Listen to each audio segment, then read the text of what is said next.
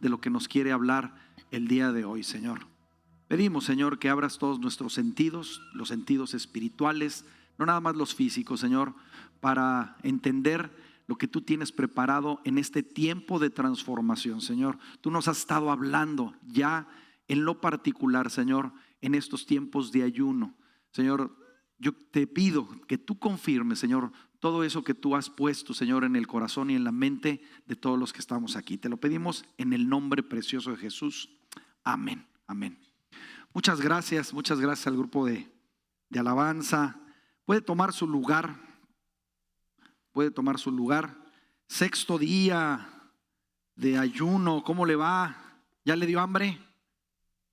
Yo es lo que les digo siempre. Mira, es una buena práctica el ayuno, es una disciplina que nosotros debemos de procurar de vez en cuando. ¿Por qué? Porque es una práctica que nos ayuda a ponernos más sensibles a la voz del Espíritu Santo. Básicamente lo que hacemos es el ser humano, el creyente, tiene una lucha. Es una lucha que no tiene el no creyente, y básicamente la lucha que tenemos es, los creyentes recibimos dos tipos de impulsos. El primero es el impulso de la carne, y eso todo mundo lo conocemos y lo sabemos. Pero el segundo, cuando nosotros llegamos al Señor, es que empezamos a recibir otro tipo de impulso, y son los impulsos del Espíritu Santo. Pero el impulso de la carne no se va cuando nos convertimos. Ojalá se fuera, pero no se va, está ahí. Entonces el creyente tiene una lucha constante entre los impulsos de la carne y los impulsos del Espíritu Santo. Esa es nuestra batalla. ¿Dónde está la batalla? En el alma. Si usted provee para los deseos de la carne, pues se va a alimentar los deseos de la carne. Si alimenta al Espíritu, si busca las cosas del Espíritu, pues entonces se va a fortalecer y va a obedecer los impulsos del Espíritu Santo. Lo que hacemos con el ayuno es una disciplina donde le decimos intencionalmente no a la carne, es decir, no a la comida, porque el tener hambre, el querer comer, pues es un deseo de la carne, no es un deseo del Espíritu, y no es malo, pero es un deseo de la carne. Y le vamos a decir, vamos a sustituir ese deseo de la carne por un deseo del Espíritu, es decir, comer de lo que Dios tiene que decirnos. Ese es básicamente el contexto de cuando nosotros hacemos la disciplina del ayuno, ¿no? Le decimos no a la carne y le decimos sí al Espíritu. Y una de las cosas que siempre les digo, mira, cuando empieza a ayunar te voy a asegurar algo: te va a dar hambre. Y no es el diablo, es tu carne. Así somos diseñados, ¿no? Pero es parte de la disciplina, es decirle no a la carne para que cuando lleguen los retos o los desafíos de la vida estemos ejercitados para decirle no a la carne y sí al Espíritu. Ese es básicamente lo que buscamos de manera sencilla con el ayuno. Bueno, el día de hoy es un tema de alguna manera que quiero cerrar estas pláticas de lo que hemos ido avanzando. El día de mañana me voy a concentrar en la parte del crecimiento. No puede haber crecimiento si no hay transformación. Y no hay la transformación básicamente implica cambio. Si uno quiere crecer, uno tiene que cambiar, pero tiene que permitir ser transformado, ¿verdad? Y es parte de lo que estamos haciendo. Pero el día de hoy me gustaría cerrar un poco. Yo empecé el lunes hablando un poco acerca de la misión que tenemos los creyentes, que es ir y hacer discípulos a todas las naciones, no nada más individuos, sino también a las naciones. Implica extender el reino de Dios a nuestro entorno. Venga tu reino, ¿verdad? Y que se haga tu voluntad, así como se hace en el cielo, se haga en la tierra. Y básicamente hablamos de la misión que tenemos, ¿no? Y que le llamamos la gran comisión. Y nosotros somos responsables, cada uno de nosotros, de hacer llegar el reino en las diferentes áreas de influencia donde estamos, en el entorno. Luego el martes hablamos un poco acerca de nuestro rol. Y nuestro rol de cada creyente es ser ministros. Esta palabra la hemos enfocado mucho al ámbito religioso o eclesial, ¿verdad? O a veces hablamos de ministro y se escucha más espiritual, pero hablamos de que para Dios no hay diferencia, no hay nada no hay cosas seculares y hay cosas espirituales. Todo es espiritual. Para el creyente todo debe de ser espiritual. lo que hace espiritual algo no es lo que hacemos, sino por qué lo hacemos. La razón por lo que hacemos convierte eso en espiritual. Y cada uno de nosotros somos ministros de tiempo completo, no hay llamados parciales. Unos son llamados al púlpito, pero casi todos vamos a ser llamados al mercado, a la sociedad, a realizar nuestro ministerio allá, que tiene que ver con servir, ¿verdad? Servir en las necesidades que estamos viendo. Y el día de ayer, pues básicamente nos enfocamos en tratar de identificar yo le llamé redescubrir lo que es la iglesia o la eclesía. Usted y yo somos la iglesia y tenemos que romper ciertos moldes que a veces no nos permiten poder realizar esta labor de ir a ser discípulos a todos los rincones, ¿verdad? Todas las esferas de la sociedad. Tenemos que entender que nosotros ya hemos sido ya se nos ha delegado una autoridad a cada uno de nosotros, ¿verdad? Y se nos ha encomendado una misión, ¿verdad? Como iglesia, como esa asamblea de autoridad representativa donde están 2 o 3 en su nombre. Ahí está la autoridad de Jesús para hacer los propósitos del Señor Jesús que nos ha mandado. Esa es parte de lo que debemos hacer, es nuestra misión. La iglesia no es el lugar, somos las personas. Y para que se manifieste la autoridad del Señor, pues nos tenemos que poner de acuerdo al menos 2. Donde están 2 o 3, ahí ya podemos hacer un quórum completo para ejercer los designios de Dios. Ahora, la palabra de Dios habla mucho desde el Génesis hasta el final, habla de los frutos. O sea, un tema central de toda la labor y la obra de Jesucristo tiene que ver con frutos. De hecho dice, cuando de repente dicen, bueno, ¿y cómo reconocemos, verdad? A los que son falsos y a los que no son. Dice, por sus frutos los conocerás. O sea, el fruto da evidencia de que las cosas se están haciendo bien o que las cosas se están haciendo mal. El Señor Jesús decía también que un árbol bueno se le conoce o se le reconoce por los frutos, y un árbol malo se le conoce o se le reconoce por los frutos también. Si no hay fruto, pues es un fruto, es un árbol malo, ¿no? Y si hay mucho fruto, pues es un árbol bueno.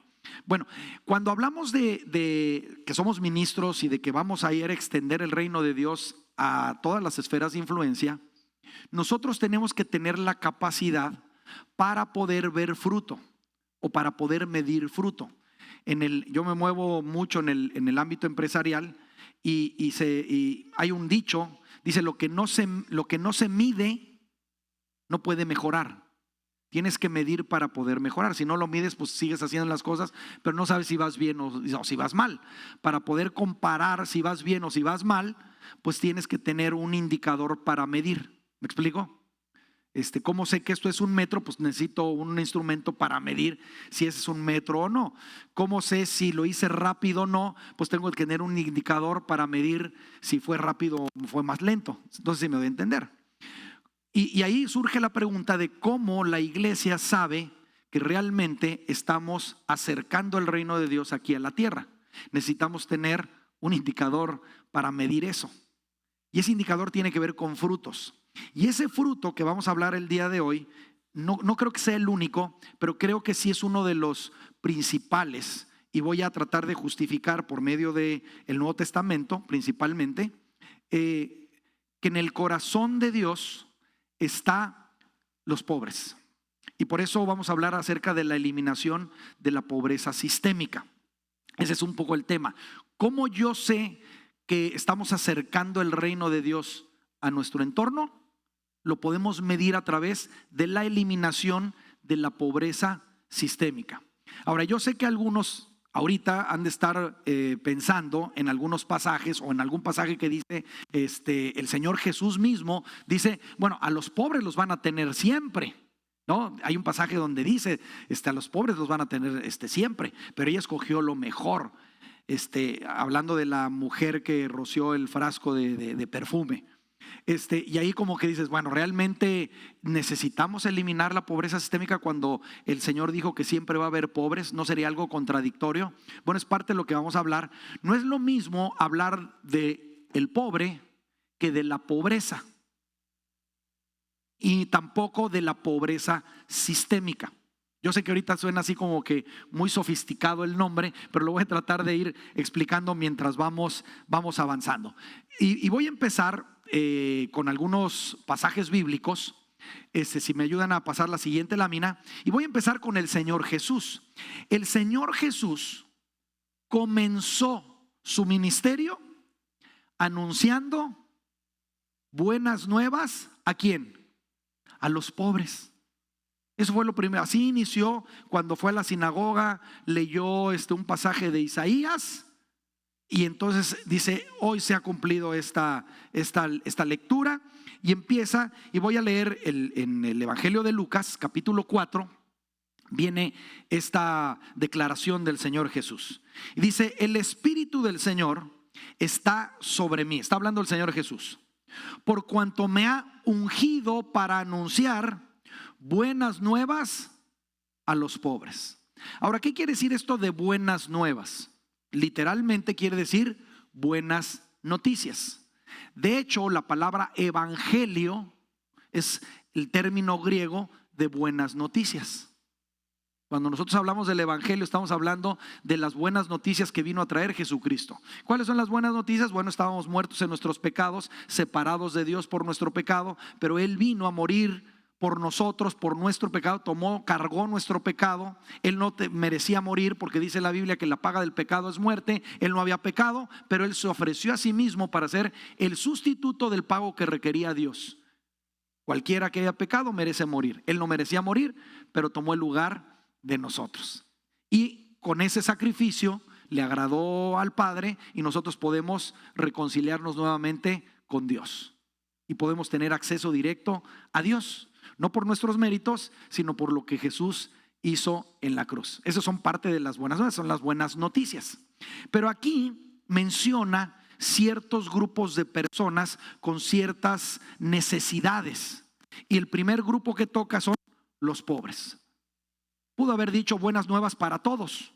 Sin duda, el sacrificio de Jesús son buenas nuevas para todos, porque estamos alejados de Dios y ahora podemos reconciliarnos con Él. Son buenas nuevas. Pero aquí específicamente dice buenas noticias para los pobres. Luego sigue diciendo: me ha enviado a proclamar libertad a los cautivos y a dar vista a los ciegos, a poner en libertad a los oprimidos y a pregonar el año del favor del Señor. Si se da cuenta, pues todo esto suena a buenas noticias también, ¿no? En los diferentes grupos, si uno está oprimido y lo traen a libertad, pues es una buena noticia. Si uno está ciego y le dan vista, pues es una buena noticia. Ahora, ¿cuál sería, y es una pregunta que quiero hacer en la siguiente lámina, cuál sería una buena noticia para un pobre? ¿Cuál sería? ¿Perdón? Sería una respuesta económica. No, un pobre pues no puede cumplir o cubrir todas sus necesidades. Una buena noticia para el pobre es que ahora vas a tener provisión para cubrir todas tus necesidades, ¿sí o no? Tú consideras que es una buena noticia decirle a un pobre: mira, Cristo ya murió por tus pecados, ya eres reconciliado, vas a tener vida eterna. Cuando te mueras y llegues al cielo, ahí se va a acabar tu pobreza. ¿Se oye como una muy buena noticia? No suena tan buena noticia si lo vemos de ese sentido, ¿no es cierto? O sea, la buena noticia inmediata, pues la buena noticia a largo plazo es que cuando yo me muera voy a estar con el Señor. Es una buena noticia, pero no sé cuándo va a suceder, ¿verdad? Nos va a suceder a todos.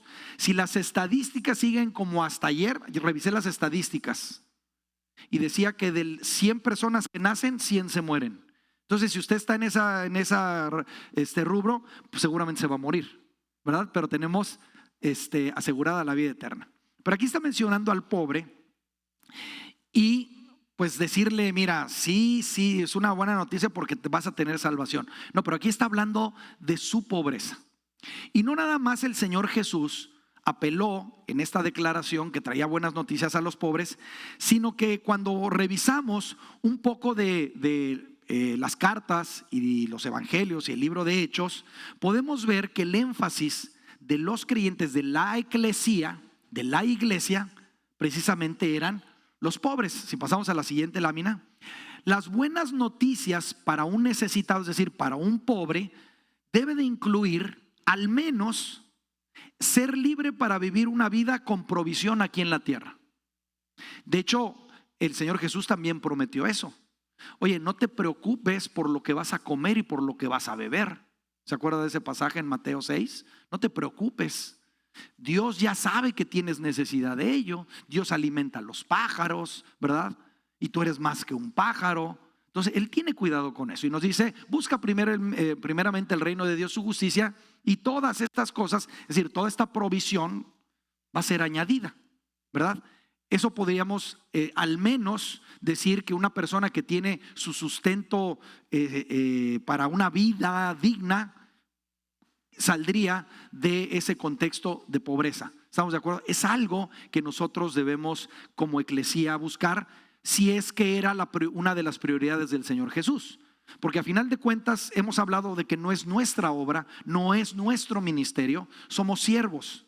Dios es el Señor y nosotros somos los siervos y nosotros nos agregamos a lo que Él quiere hacer. No agrego a Dios a lo que yo quiero hacer. Nosotros podemos tener muy bonitos planes y a lo mejor pueden sonar muy espirituales y traen una muy buena intención. Pero si no viene de parte de Dios, Dios no se va a comprometer a bendecir ese tipo de obras. Por eso luego nos cuesta mucho trabajo. Es que estamos haciendo y le echamos la culpa al diablo. Es que el diablo nos está deteniendo. El diablo no puede hacer nada con los planes de Dios. No puede hacer. A pesar de nosotros, Dios hace las cosas. ¿Sí me explico? O sea, pero tenemos que estar ciertos de que es parte del plan de Dios. Creemos que parte del plan de Dios, por lo que nos enseña la Biblia, es atacar o combatir la pobreza sistémica, darle buenas nuevas a los pobres, que tiene que ver con cambiar esa pobreza con provisión digna para cada persona.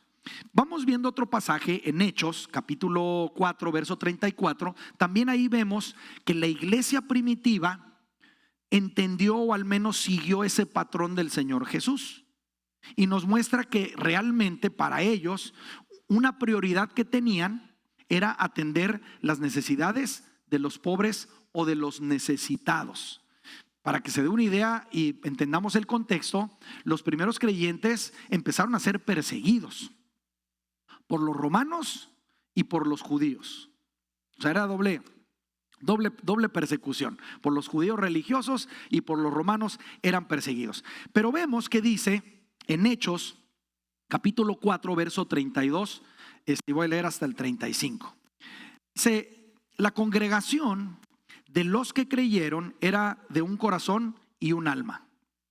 Ninguno decía ser suyo lo que poseía, sino que todas las cosas eran de propiedad común. Con gran poder los apóstoles daban testimonio de la resurrección del Señor Jesús y había abundante gracia sobre todos ellos. Y fíjate lo que dice, no había pues ningún necesitado entre ellos, porque todos los que poseían tierras o casas las vendían, traían el precio de lo vendido y lo depositaban a los pies de los apóstoles y se distribuía a cada uno según su necesidad. Ahora, quiero hacer algunas acotaciones porque de repente cuando se nos escapa algunos datos que estamos leyendo, pudiéramos caer en conclusiones erróneas. Hay grupos considerados cristianos que apelan a este tipo de pasajes para decir, ya ves, el socialismo es cristianismo, ¿no? O sea, todo lo debemos de vender todo, traerlo y ahora sí repartir todo por igual. Si te das cuenta, aquí dice que se repartía según la necesidad. No era un repartimiento igualitario como propone el socialismo. Ahí era según la necesidad. El segundo detalle, cada uno lo hizo por iniciativa propia, no porque fue mandado por los apóstoles. Cada uno decidió en su corazón hacer lo que pensó que Dios quería. Y en una circunstancia donde estaban perseguidos, donde todo mundo dejó sus cosas porque los estaban persiguiendo, huyeron. Es más, Yo creo que muchos de ellos, ¿sabes qué? ¿Para qué dejo ahí? Si me están persiguiendo, nos vamos a ir. Vende todo. Y con eso vamos a vivir, vamos a sobrevivir mientras acabe esta persecución. No sé si me doy a entender que no está hablando. Y lo digo porque hoy en día en Latinoamérica, pues la gran mayoría de los países de Latinoamérica han optado por sistemas políticos socialistas actualmente, o con tintes o con ideología socialista. Ahora, le quiero anticipar, porque a lo mejor algunos que cuando hablamos al creyente a veces le pega más cuando hablamos de política que cuando hablamos del Señor. No estoy ni a favor del socialismo ni a favor del capitalismo. Todo sistema humano creado por el hombre tiene deficiencias. Tiene deficiencias. ¿Por qué? Porque los seres humanos fallamos, no tenemos todas las ideas. Los sistemas correctos son los que vienen fundamentados en los principios de la palabra. Tanto el socialismo como el capitalismo son sistemas que se han creado por el hombre, con ciertas virtudes y con ciertos defectos en ambos casos, ¿verdad? Pero con deficiencias, y es parte de lo que vamos a observar. Aquí algo que podemos ver, es que todos entendían que tenían que estar preocupados por las necesidades del que estuviera más necesitado.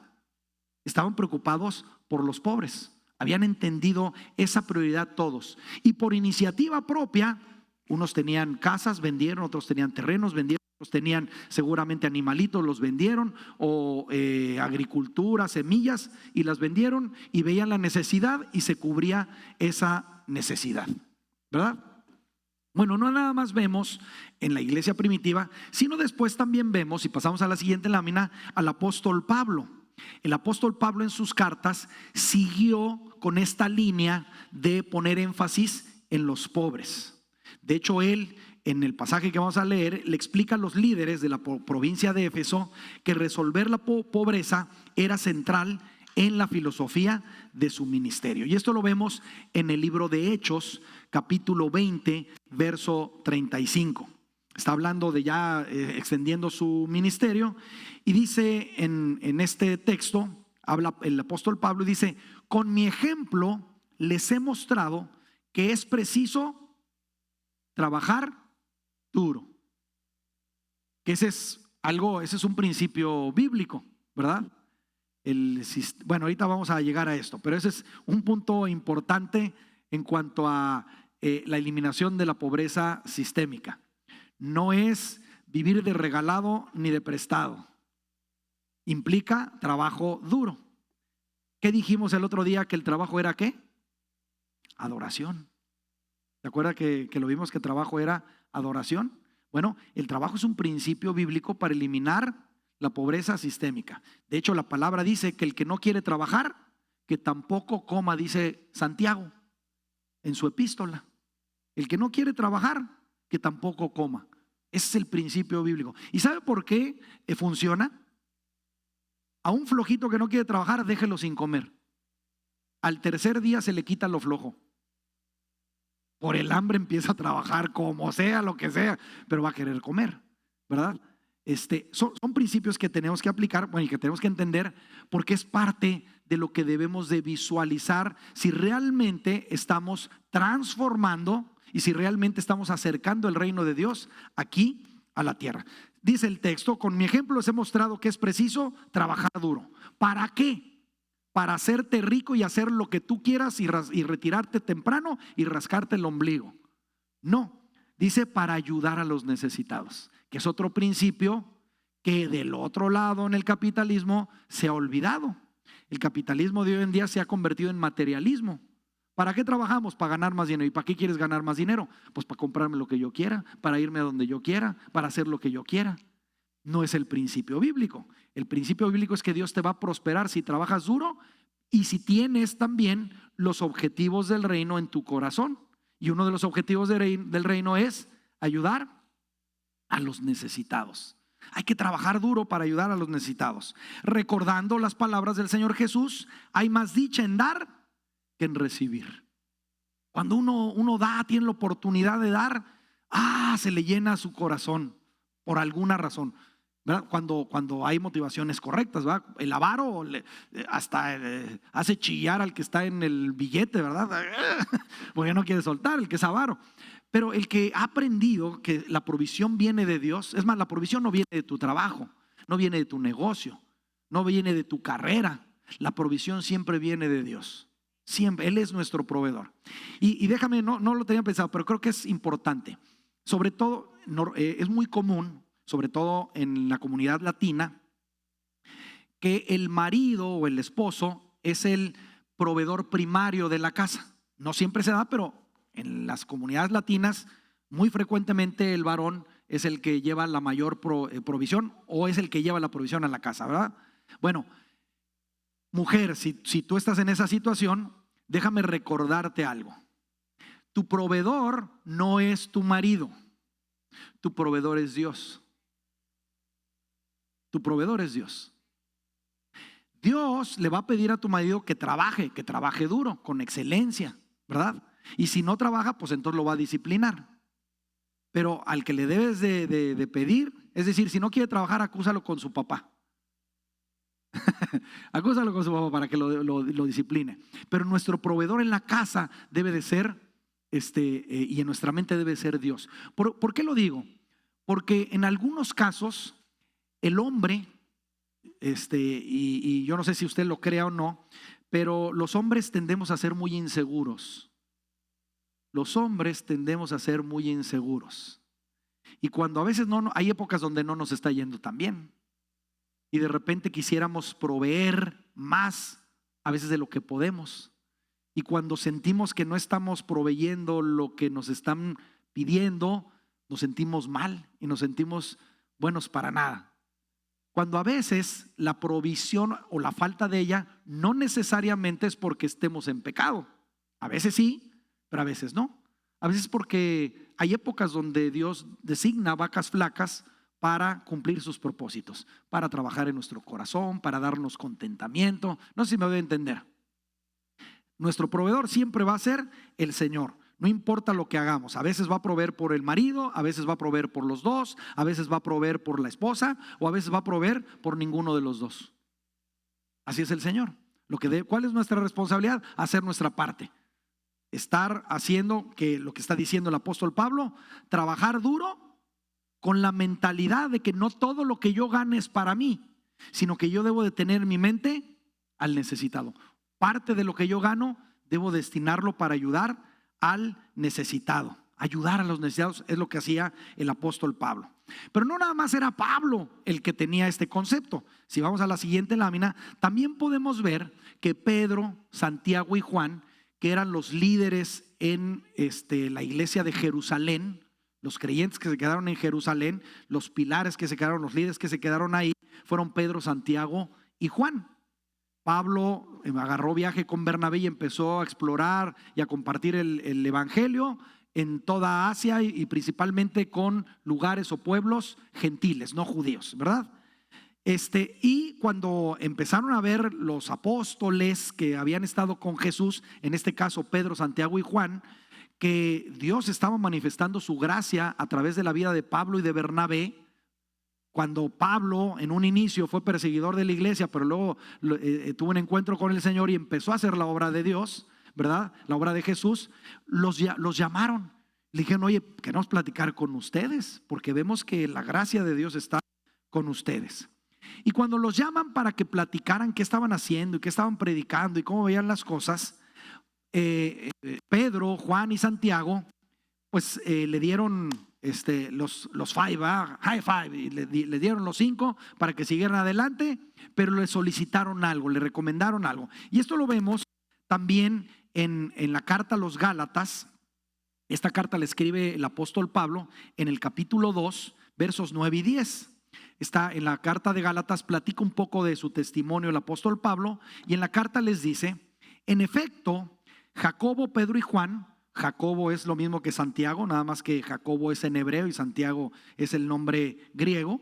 Dice Jacobo, Pedro y Juan, que eran considerados columnas, al reconocer la gracia que yo había recibido, nos dieron la mano a Bernabé y a mí en señal de compañerismo. De modo que nosotros fuéramos a los gentiles y ellos a los judíos. Solo nos pidieron que nos acordáramos de los pobres. Y ponte a pensar que ellos tres eran judíos, tenían una mente judía, bueno, también Pablo, ¿verdad?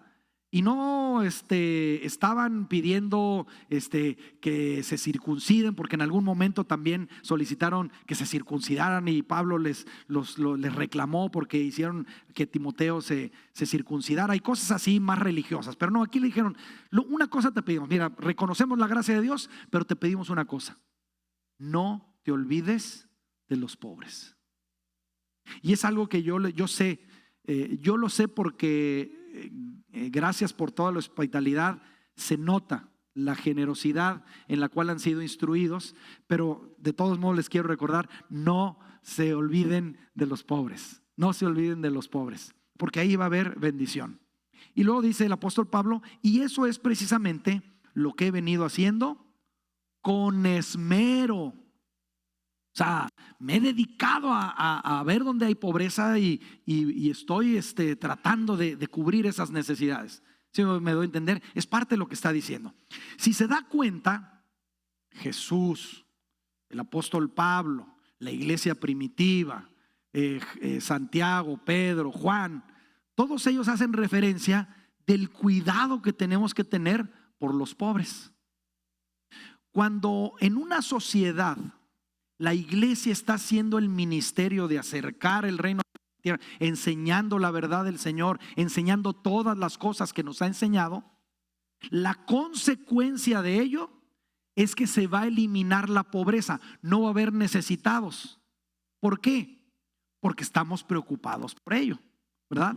Estamos preocupados por ello. Ahora, déjeme decirle, ¿cuáles son las regiones más pobres del mundo? Podemos hablar de ciertas zonas de Asia, donde hay mucho musulmán, ciertas partes del Medio Oriente, pero podemos hablar también de África, que ahí hay países con mucha pobreza, pero también podemos hablar de Latinoamérica, ¿no es cierto? Y se supone que Latinoamérica pues es un continente cristianizado. ¿Cómo es posible que haya tanta pobreza? ¿Cómo es posible que haya tanta pobreza? Porque no estamos midiendo lo que deberíamos de medir y estamos cambiando los indicadores. Oye, la iglesia, ¿y cuántos van a tu iglesia? Es la primera pregunta. ¿Y cuántos van a tu iglesia? Para ver de qué tamañote es. Y entre más grande y más gente vaya, como que ahí hay más espiritualidad. Y no tiene nada que ver con eso. No tiene nada que ver. ¿Se acuerda de la vida de Noé? Noé, que le mandó a hacer el arca. Pues él le dio una misión Dios. ¿Sabe cuántos se convirtieron a Noé? Ninguno. Los únicos que se subieron al arca fueron su familia. Fueron los únicos. Ahora, delante de Dios o a la vista del Señor, Noé fue exitoso en la encomienda que le dio el Señor. Hizo lo que le pidió. Pero nadie se subió al barco. Bueno, a veces nos hemos equivocado en los indicadores de lo que tenemos que medir. Una de las cosas que vemos en la palabra es que un indicador que tenemos que medir es, oye, ¿estamos eliminando la pobreza? ¿Estamos eliminando la pobreza sistémica? Si voy a la siguiente lámina, la pobreza sistémica es diferente a la pobreza personal. Uno puede tener pobreza personal por diferentes circunstancias. Nació en un contexto de pobreza, ¿verdad? En Latinoamérica se ve mucho eso. O sea, es más, el mismo contexto. No es lo mismo nacer en Estados Unidos que nacer en Latinoamérica o nacer en África. ¿Sí me explico? El contexto lo va a llevar simplemente por circunstancia, a lo mejor a tener pobreza o no. Entonces, el problema no es el pobre. El problema son los sistemas que generan pobreza. Un sistema es una forma de hacer las cosas. 1, 2, 3 y hay un resultado. Ese es un sistema, cualquiera que sea. Así de sencillo o complicado, ese es un sistema. Hay sistemas en las sociedades que producen más pobres. Hay sistemas de la palabra que producen riqueza. Y riqueza para cubrir las necesidades de la gente. Dios no nos quiere miserables. No es el objetivo de Dios. Pero hemos comprado ideas, la eclesía, y pensamos que incluso la pobreza es algo espiritual. Hay grupos que se autodenominan como cristianos, ¿verdad? En diferentes grupos, tanto en los evangélicos como en los católicos, donde le dan virtud a la pobreza. Hay grupos que hacen voto de pobreza. ¿Se ha escuchado eso? Como si la pobreza fuera sinónimo de espiritualidad, y no tiene nada que ver la pobreza con espiritualidad. De hecho, la palabra de Dios nos enseña que la pobreza está relacionada a la maldición de Dios por haber desobedecido sus principios. Lea todo el Antiguo Testamento. Cuando el pueblo de Israel hacía lo malo delante de los ojos de Dios, venía pobreza. Siempre, siempre. Siempre que desobedecía el pueblo de Israel a Dios, por consecuencia venía la maldición de la pobreza. Está más relacionada la pobreza sistémica, no el pobre. Quiero hacer esa aclaración. El problema no es el pobre, el problema es el sistema que causó pobreza en una zona, en una comunidad, en una sociedad. Eso es donde debemos de atacar, porque habla de que estamos haciendo las cosas mal. No estamos haciendo las cosas de la manera que Dios diseñó. Por ejemplo, uno de los sistemas muy arraigados en Latinoamérica que produce pobreza es la corrupción. Los países latinoamericanos siempre salen en la tabla, cuando hacen estudios de corrupción, siempre salen en los números de abajo. México, por ejemplo, está en el 135 de 180 países o 160 países. Fíjese lo que tiene Latinoamérica. Bueno, Venezuela. En los años 60 estaba probablemente, no sé si en los años 70, pero llegó a ser la quinta economía del mundo. La quinta economía del mundo, Venezuela. Y hoy es uno de los países más pobres. En la misma época, Qatar, que acaba de ser el mundial, Qatar había pobreza. Pero cuando vino el boom del petróleo, hoy en día Qatar es uno de los países que tiene mayor ingreso per cápita por persona, por habitante en Qatar. ¿Gracias a qué? Gracias al petróleo. Pero ¿sabe qué? En Venezuela hay más petróleo que en Qatar. Y Venezuela llegó a ser la quinta economía del mundo. Y sigue teniendo el petróleo, no se ha desaparecido. ¿Cómo es posible que sea uno de los países más pobres? Por los sistemas que crea el ser humano y que producen pobreza. Uno de ellos es el socialismo. Ve a Cuba, ve a Nicaragua, ve a Venezuela, y podemos hablar de todo el mundo. Cuando la Unión Soviética practicaba el comunismo, pues también llegó a pobreza. Y no me gustaría que lo tomara como un discurso político, porque no es la intención. Aunque yo creo que la iglesia, según lo que vimos ayer, que la eclesía es una asamblea que tiene que atender los asuntos de la sociedad. Si lo vemos de esa manera, pues realmente es una entidad que debe de ser política, en el sentido de atender los asuntos de la ciudad. Eso quiere decir política. Polis, ciudad. Política es atender los asuntos de la ciudad. Y nosotros somos llamados a ir y a ser discípulos a las naciones. Es una actividad, no es de partido político, pero sí es una actividad política, ciudadana, que tenemos responsabilidad de hacer la iglesia. Si va a cambiar las sociedades, no van a cambiar por el partido demócrata o por el partido republicano. No va a cambiar por la derecha o por la izquierda, no va a cambiar por el capitalismo o por el socialismo. Va a cambiar porque la eclesía está haciendo acercar el reino de Dios aquí a la tierra. Así es como va a cambiar. ¿Me explico? Bajo los principios del reino. Entonces, lo que tenemos que atender son los sistemas. Hay una organización que se llama Transparencia Internacional. Es la organización más importante en el mundo que hace estudios sociales, socioeconómicos, y saca encuestas y una serie de cosas. Es una organización secular, no es religiosa, y cada año saca varios estudios, entre ellos cuáles son los países más ricos, cuáles son los países más pobres. Pero también hace estudios de cuáles son los países que están generando mayor riqueza y los países que están generando mayor pobreza. Cuando usted junta esas dos estadísticas de los países más prósperos y los países más pobres, y los países más corruptos y los países menos corruptos, ¿sabe qué pasa? Que casi podemos hablar de líneas paralelas. Entre más corrupción, más pobreza. Entre menos corrupción, mayor generación de riqueza. La honestidad, la veracidad es un principio del reino. El decir no al soborno es un principio que viene en la palabra de Dios. No sé si me doy a entender a lo que nos referimos con un sistema. Si el sistema es, no, pues trae la coima o el soborno, ¿verdad? Y entonces te doy el contrato, pues ahí tarde o temprano va a haber pobreza. El Señor allá en Ciudad Juárez nos impactó con esto, con este tipo de estadística.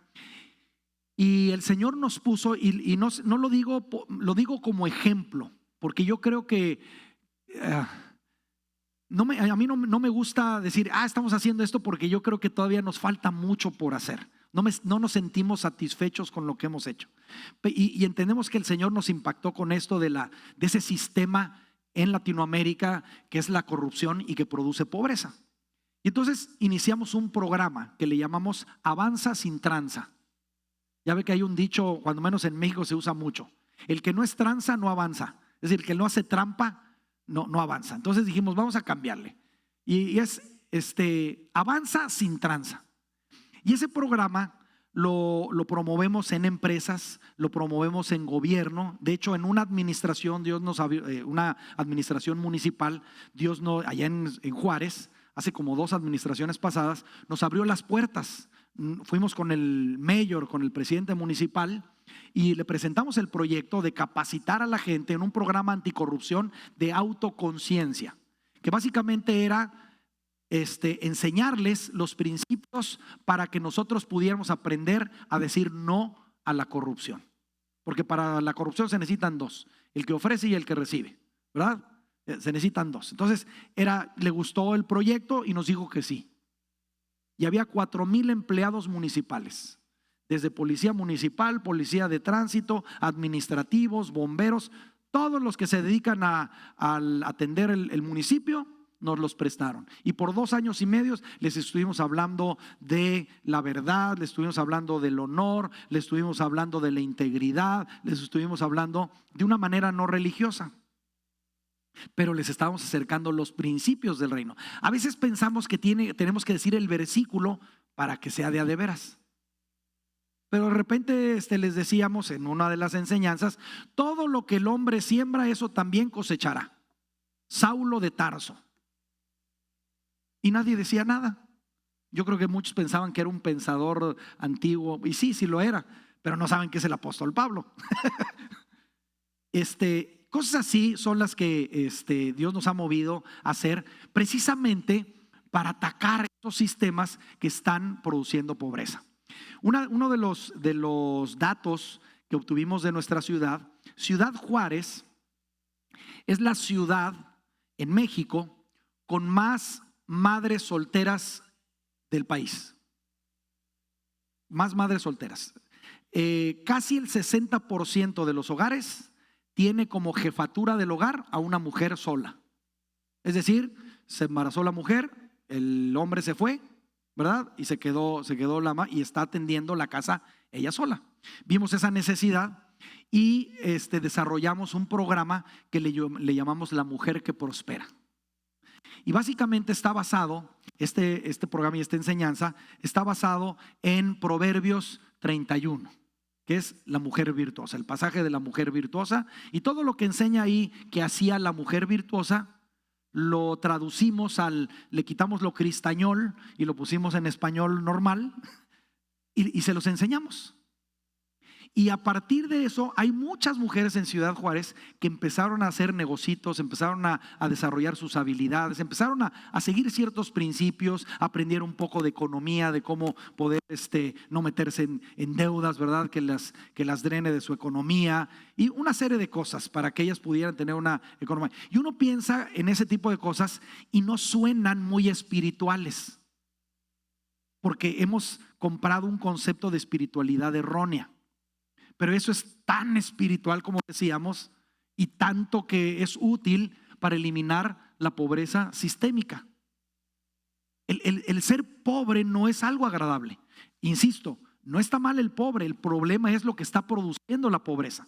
Ese sistema que está produciendo la pobreza es demoníaco, porque no es el diseño de Dios. El diseño de Dios lo podemos ver en el Edén. Y tenían todo para poder subsistir dignamente. Dice el diccionario, la siguiente lámina, esto está sacado de Wikipedia, pero básicamente define Wikipedia la pobreza como una situación de vida que surge de la imposibilidad de acceso de los recursos para satisfacer las necesidades físicas, psíquicas, básicas, humanas. Lo voy a poner en palabras sencillas, o traté de ponerlo en palabras sencillas. ¿Qué es pobreza? La falta de recursos que son necesarios para vivir con dignidad. Si pasamos a la siguiente lámina. ¿Qué es la pobreza? La falta de recursos que son necesarios para vivir con dignidad. ¿Qué necesitamos? Comida, techo, vestido. En estas ciudades, automóvil, agua potable. Ese tipo de cosas son necesarias para poder vivir. De hecho, el apóstol Pablo dice que si nosotros tenemos qué comer, qué vestir y dónde guardarnos, con eso deberíamos estar contentos. Es lo que dice el apóstol Pablo. Ahí guarda los elementos de cómo eliminar y qué deberíamos de proveer cuando alguien está en pobreza. ¿Qué es la pobreza sistémica? Es todo lo que rodea a una estructura socioeconómica o a una sociedad que mantiene a la gente en pobreza y arrastra a otros a esa condición. Hoy en día, con lo que hemos vivido de la pandemia y de las decisiones gubernamentales en muchos países, pues estamos viviendo inflación. Aquí mismo también en Estados Unidos ha ido a comprar las cosas, cuánto valen ahorita y cuánto valían hace 2 años. ¿Va? Algo provocó que costaran más las cosas y ahora el dinero nos rinde menos. Se violaron principios bíblicos y por eso estamos recibiendo las consecuencias de todo esto. Les explico, hay políticas, hay decisiones que toman los gobernantes, por ejemplo, pues que producen una pobreza o producen más pobres. En México hemos hecho un estudio un poco más amplio. En 1988, con Carlos Salinas de Gortari, estamos hablando 1988, pues ya llovió, ¿verdad? Bueno, en ese entonces, esa presidencia en México, los pobres, más o menos en México, estaban alrededor del 53%. Alrededor del 53%. Si usted sigue de Salinas de Gortari, venía el sexenio de Ernesto Zedillo, y luego vino el de Vicente Fox, y luego vino el de Calderón, y luego vino el de Peña Nieto, allá en México. Le estoy dando los nombres rápidos simplemente para que vea cuánto tiempo. Cada administración son 6 años, así que súmele. Prácticamente la pobreza se mantuvo igual. Arriba del 50% de la población en México vive en pobreza. Hoy casi llega al 60% o pasa el 60% de los que viven en pobreza. Se ha multiplicado. O sea, hoy hay más pobres en México, viven en pobreza, que tienen acceso a una vida digna. Y se han invertido desde Salinas de Gortari hasta ahora millones y millones de dólares en programas para atender la pobreza. Y no funciona. ¿Por qué? Porque están basados en ideas erróneas. En ideas erróneas. Bueno, usted véalo aquí, en Estados Unidos. El welfare no es el diseño de Dios. Hay que atender al pobre, sí, cubrir sus necesidades, sí. Pero siempre debe de ser de una iniciativa personal y privada. No es una cuestión que debe de hacer el gobierno. El gobierno no puede ser generoso porque no es su dinero. El gobierno, la única manera de tener dinero es sacándolo de los habitantes, de los ciudadanos. No hay otra manera, no produce. ¿Sí me explico? ¿Sí? La generosidad solamente puede venir de persona a persona. Si no es, literalmente, pues es obligado. Te quito el dinero, va, obligado, porque o son opcionales los impuestos. No, va. Si usted no paga impuestos, órale, así le va. Entonces es obligado. Entonces le quitan su dinero y ellos deciden a quién se lo van a dar, en su criterio. ¿Sí me explico? Y muchas veces en ese te quito el dinero y doy, se toman decisiones erróneas que producen pobreza sistémica. Le voy a dar algunos ejemplos. Con esto en mente, de estas definiciones, podemos concluir que no hay nación en el mundo que necesite tener pobreza sistémica.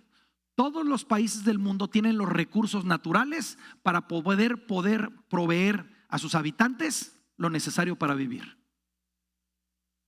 México es un caso, le hablo de México porque vivo en México, pero tiene todo. Es uno de los países más ricos del mundo. Tiene playas, tiene desierto, tiene bosques, tiene selva, tiene petróleo, tiene plata, tiene lo que se le ocurra, tiene agua, tiene lo que sea. Pero tiene más del 60% de la población en pobreza.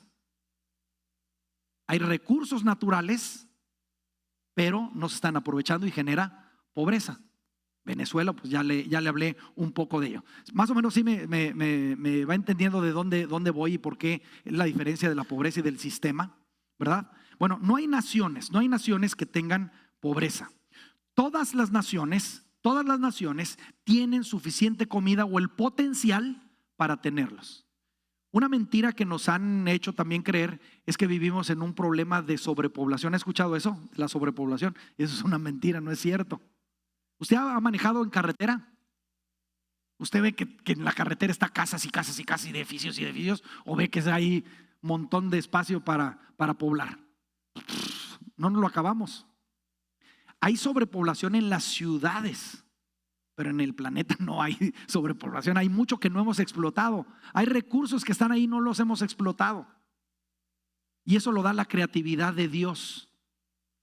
El petróleo por siglos estuvo enterrado y no valía nada, hasta que alguien, que Dios le dio creatividad y sabiduría, inventó la máquina de combustión. Entonces es que el petróleo empezó a tener valor, pero antes no, y ahí estaba. ¿Sabe cuántas cosas no hay que no hemos descubierto? Hay muchísimas cosas, y eso genera riqueza, pero eso debe de venir de la sabiduría de Dios. Y mañana le platico un poquito más acerca de esa sabiduría de Dios.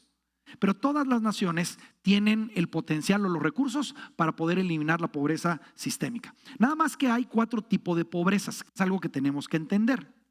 Si entendemos esto de la pobreza sistémica, hay 4, de esta pobreza sistémica se generan 4 tipos de pobrezas. Por ejemplo, y si seguimos a la siguiente lámina, una de ellas es la pobreza espiritual. Cuando nosotros no tenemos a Dios en nuestro corazón, nuestras decisiones van a afectar a alguien, ¿no?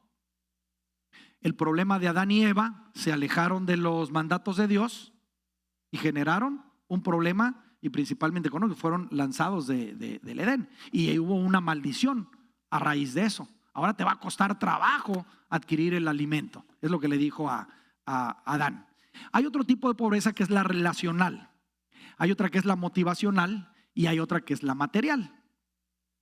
Si no atendemos estas 4, vamos a terminar tarde o temprano con pobreza material.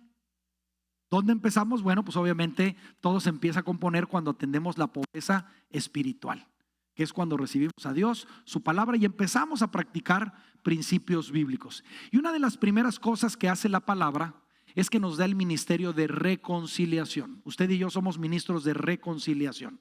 Primero Él se reconcilió con nosotros y ahora nosotros tenemos que reconciliar todas las cosas que hay a nuestro alrededor. Y seguramente a muchos de los de aquí, cuando se acercó al Señor, una de las cosas que empezó a trabajar son en restaurar las relaciones cercanas que tenía, ¿no? Y obviamente esto produce también un efecto en la motivación, y por consecuencia va a traer un efecto en lo material. Déjenme ir un poquito más, lo voy a explicar cada una de ellas. ¿Sí? La siguiente lámina. La pobreza espiritual básicamente afecta a todo aquel que no conoce a Dios como Padre. Está alejado de Dios, toma sus decisiones, las toma mal, ¿verdad?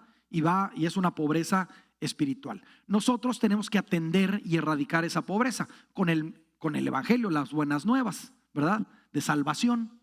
No estamos en contra del evangelismo y de la salvación, pero ese es, insisto, es el inicio de todo lo que Dios quiere hacer. Por ahí empezamos, ¿verdad? Reconciliándonos con Dios. El siguiente tipo de pobreza es la pobreza relacional. Le rodea a todo aquel que se enfoca solo en sí mismo a expensas de la comunidad de la que es parte, ¿verdad? Me voy a aprovechar de mi posición para ganar más dinero, no importa que el otro pierda. Pero si yo gané, con eso estoy a gusto.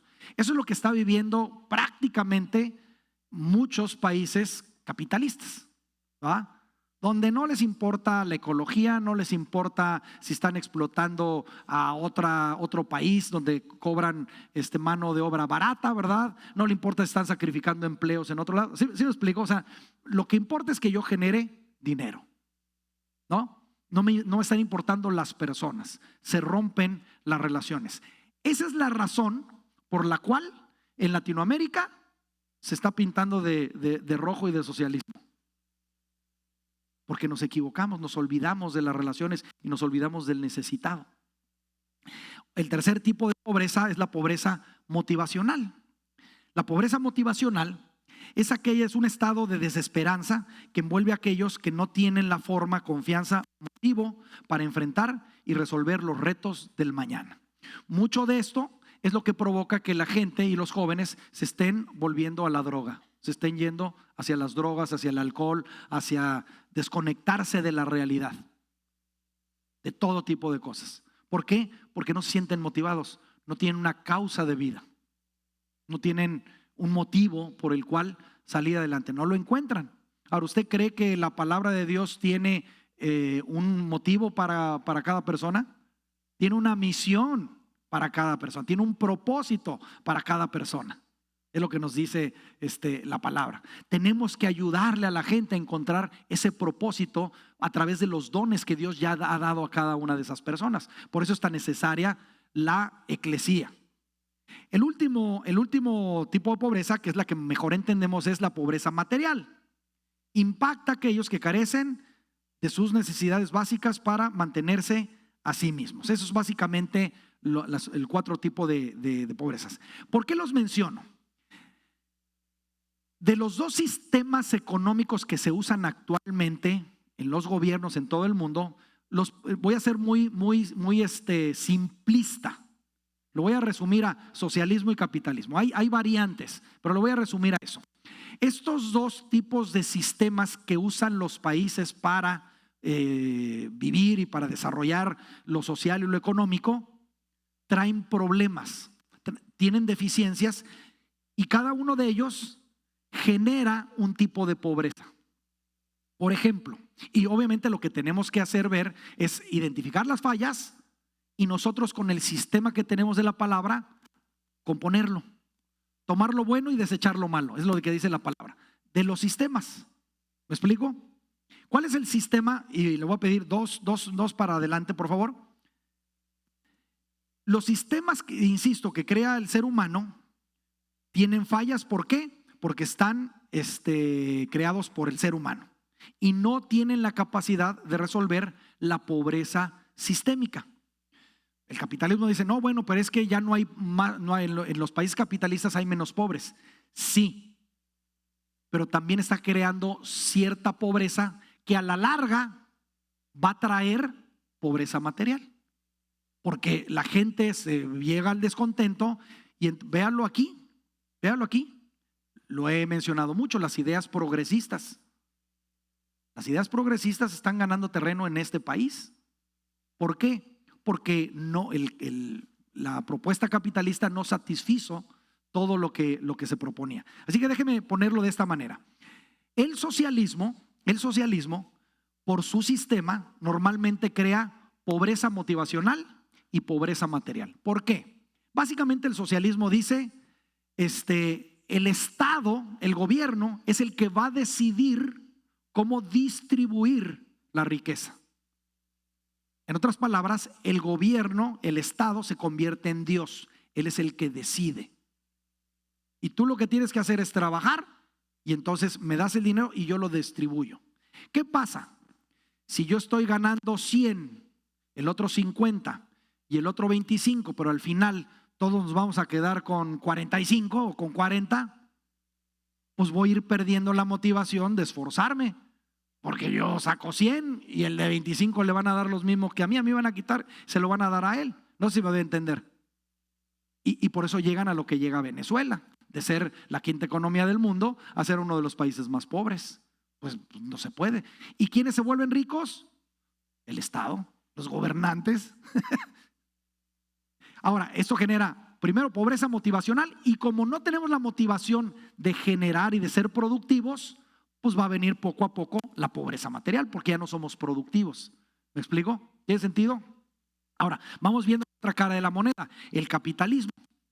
El capitalismo, cuando se le quita el código ético bíblico, el código moral, la estructura moral, el sistema moral bíblico de cuidar al necesitado, se convierte en materialismo y trae a la larga pobreza espiritual.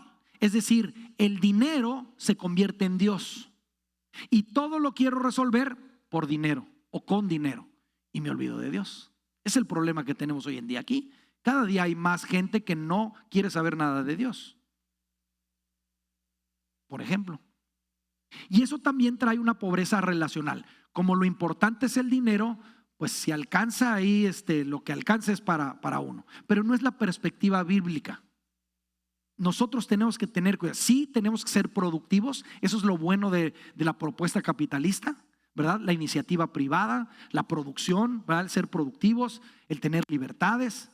Pero necesitamos también rescatar el enfoque social en el sentido de cuidar del necesitado, pero no por medio del gobierno, sino debe de ser una responsabilidad personal de la eclesía. Nosotros somos ese cuerpo, esa asamblea que debe de atender esos asuntos de la pobreza. En todo lo que vemos en la palabra de Dios, nosotros podemos ver eso, que el pueblo de Dios atendía al pobre, a la viuda, al huérfano, al necesitado. ¿Sí me explico? Esa es parte de la responsabilidad que tenemos que tener. Le voy a leer otro pasaje en el Antiguo Testamento, cómo va relacionada la pobreza con la desobediencia a Dios. Y esto está en el segundo libro de Crónicas, capítulo 7, verso 14. Usted se lo sabe muy bien. Si mi pueblo que lleva mi nombre se humilla y ora y me busca y abandona su mala conducta, yo lo escucharé desde el cielo, perdonaré su pecado, pero fíjese cómo termina, y restauraré su tierra. La tierra para la gente del Antiguo Testamento era su economía. Esa era su economía, agrícola y ganadera. A eso se dedicaban.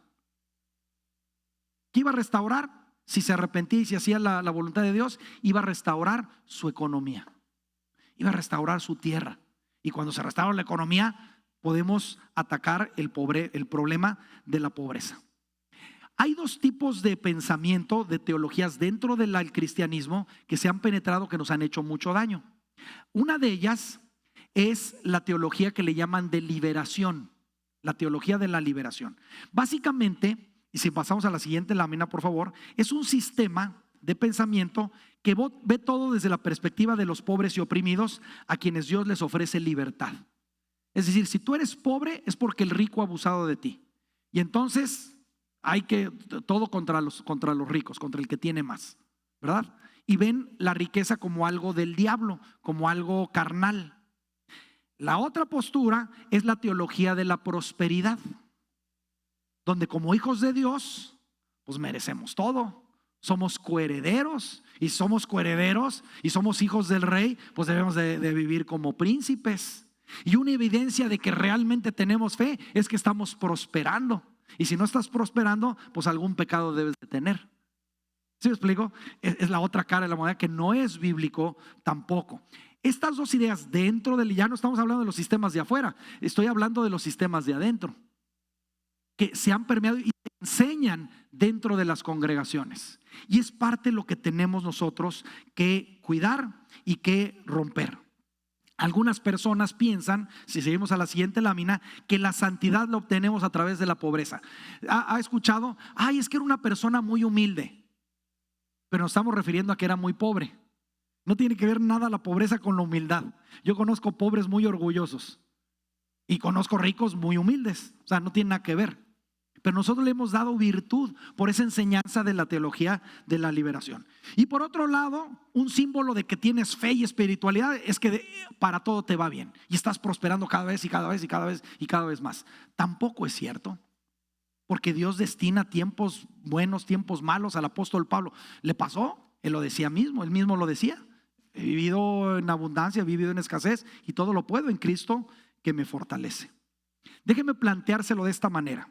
Y es un pensamiento en la siguiente lámina que dice: la manera como manejamos los recursos que hemos recibido es un indicador de nuestra verdadera relación con Dios.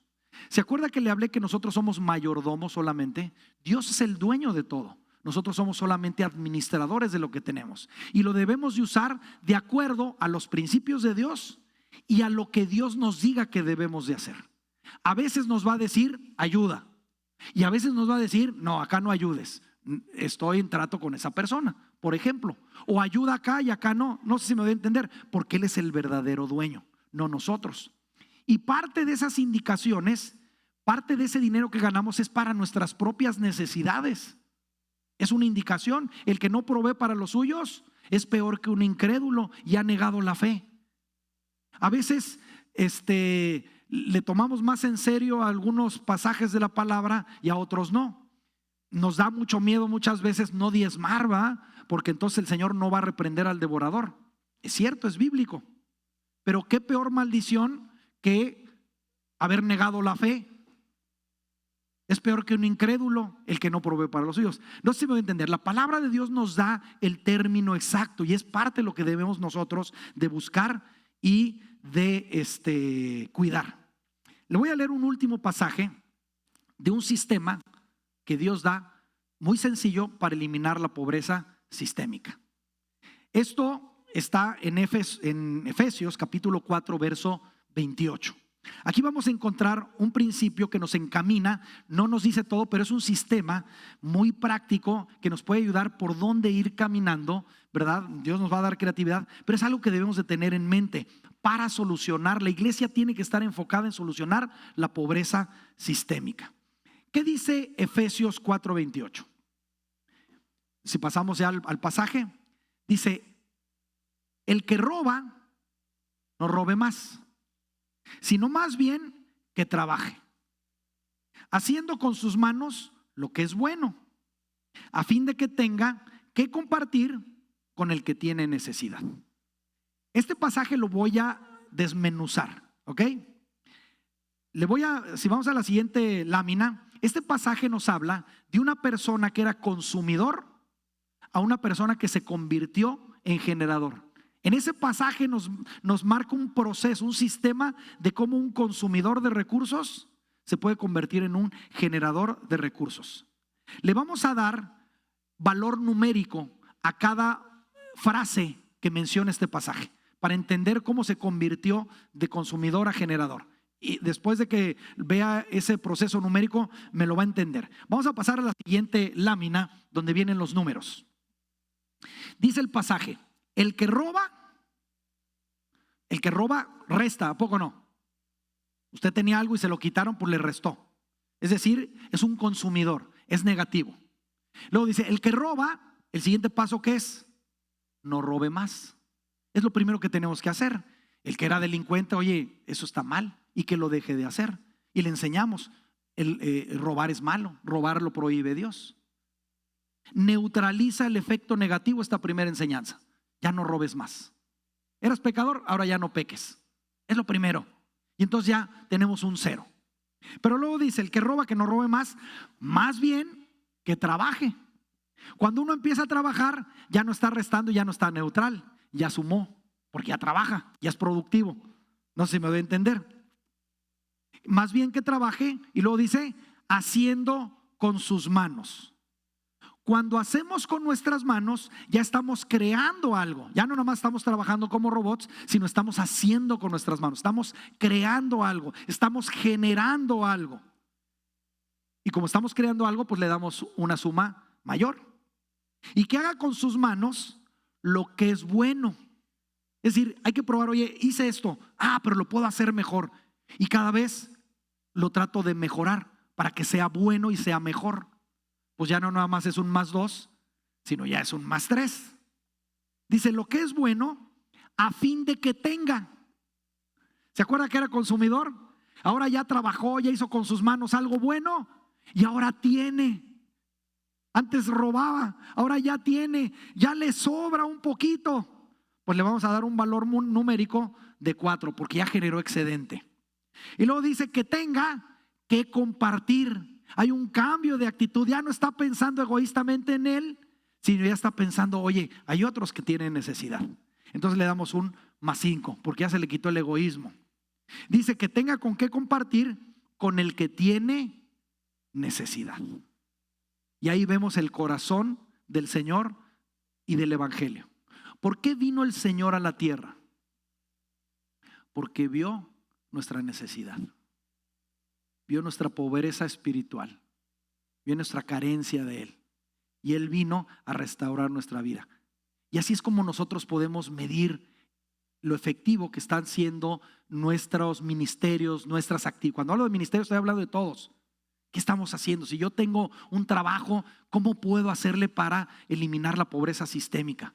Oye, se lo toma todo su salario. Pues a lo mejor le podemos ayudar a enseñar. No lo hagas, que te genere un excedente, que tengas para tu familia. No sé si me doy a entender. Son necesidades muy prácticas que las vamos a ver en el día a día. Pero tenemos que estar alertas a cosas sencillas. Si queremos cambiar el mundo, no lo vamos a cambiar nosotros, va a ser el Espíritu Santo, pero nos quiere usar en lo poquito, porque el que es fiel en lo poco será puesto en lo mucho. Le pedimos al Señor que nos ayude a ser fieles en lo poco y que nos dé creatividad en base a esto. ¿Sí? Pues vamos a ponernos de pie.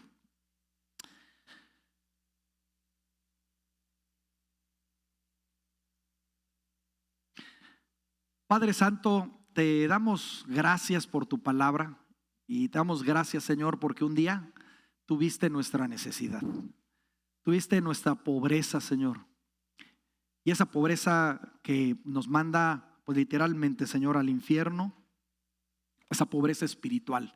Nosotros éramos enemigos de ti y a ti te plació, siendo el Rey de Reyes, el creador de todo, el autor y consumador de todo, Señor, te plació humillarte a lo sumo y venir con nosotros para atender nuestra pobreza, nuestra necesidad, Señor, y darnos esas buenas noticias a nosotros que éramos pobres. Señor, yo quiero pedirte que nos ayudes a entender pues la verdadera espiritualidad, Señor, que tiene que ver con algo práctico, con algo que lo tocamos todos los días, con gente que conocemos, que tiene rostro en nuestras vidas, en nuestro trabajo, en nuestro vecindario, en nuestra casa, con los parientes. Señor, lo vemos. Ahorita podemos estar viendo rostros que tienen pobreza. Algunos pobreza material, algunos pobreza relacional, algunos pobreza motivacional y muchos tienen pobreza espiritual. Señor, tú nos has dado autoridad para ser esa asamblea que da soluciones a los problemas del entorno como esa eclesía. Y esos problemas tienen que ver mucho con resolver los problemas de la pobreza sistémica. Yo quiero pedirte, Señor, primeramente que nos abras nuestro entendimiento y nuestro corazón. A lo mejor yo sé que es mucha información lo que hemos dado, pero yo sé que tú puedes, Señor, irnos recordando y desmenuzando y aclarando todas las dudas, todos los cuestionamientos que pudiéramos tener. Pero lo que yo quiero pedirte es que tengamos cierto de que tú tienes planes de usar nuestra vida para transformar todo este valle, Señor, toda esta zona, estas ciudades de Matamoros, de Bronzeville, de McAllen, de Reynosa y todas las que están alrededor, Señor. Tú tienes planes, a ti te duele. Ayúdanos a ver tu dolor y ayúdanos a ver que somos útiles, Señor. Y también te pedimos que resuelvas nuestra pobreza, si es espiritual, material, relacional o motivacional, también, Señor, queremos reconocerla y queremos que nos ayudes, Padre. Ayúdanos, Señor, a ser humildes para poder recibir tu sanidad en nuestras vidas, porque así es como vamos a poder también ayudar a sanar a otras personas. Todo esto te lo pido, Señor, en el nombre precioso de Jesús. Amén. Aleluya. Sí, denle un aplauso fuerte al Señor, amén. Gracias a Dios por esa palabra que hemos recibido en esta noche. Y pues en este momento vamos a hacer una oración. Gracias, para mi hermano. despedirnos. Gracias, Omar. Gracias. Señor Padre, te damos honra, damos gloria, Señor, porque solo tú lo mereces, Padre. Gracias, Señor, por permitirnos habernos reunido aquí en tu casa una vez más, Dios. En esta hora, Señor, nos preparamos para viajar a nuestros hogares y te damos gracias porque tu Espíritu Santo va delante de nosotros. Amén. En esta hora, Señor, glorificamos tu nombre, te bendecimos, Padre Santo, y gracias. Infinitamente gracias.